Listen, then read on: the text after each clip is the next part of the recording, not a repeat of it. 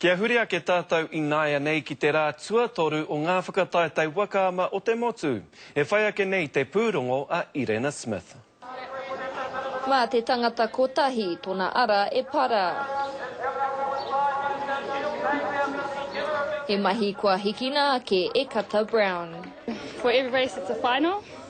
And you just got to stay humble and hopefully the race goes well and just stick to what you can do. No one has an advantage, but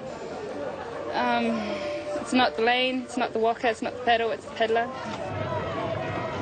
Nā te orite o te whakatakoto i ngā ara hoe, he pērā no te āhua o te whakataetai, aha kua toa tauhou rānei. Well, it doesn't affect me, it just gives everyone an equal chance of getting a medal really and making finals, so it's even across the board, so it's anyone's race really. Ko he miwaha ngō tētahi kua whakaihuaka i roto i tēnei tākaro.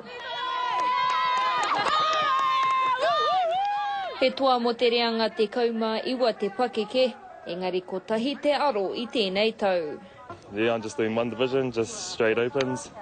Just, try and give that a crack. I've made the open finals before, but doing 19s and 23s, it's kind of taken it out of me, so just focus on one division and, give it a go.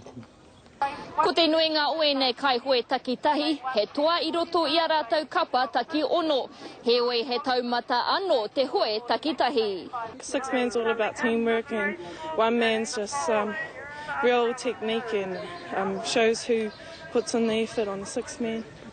He taumata kua roa nei e whakaakohi ana e tēnei tautōhito. Whānau support. If I don't have hapu and whānau support, the success is not going to be sufficient enough. And I need them 6:30 in the morning to 7:30, and I need them at night from 6 to 8. And that's the kind of commitment. That's just for the nationals. Hei a pōpō ka tū ngā tau whāinga taki ono, te kaumārua hoki mo te reanga matua. Irena Smith, Te Karere.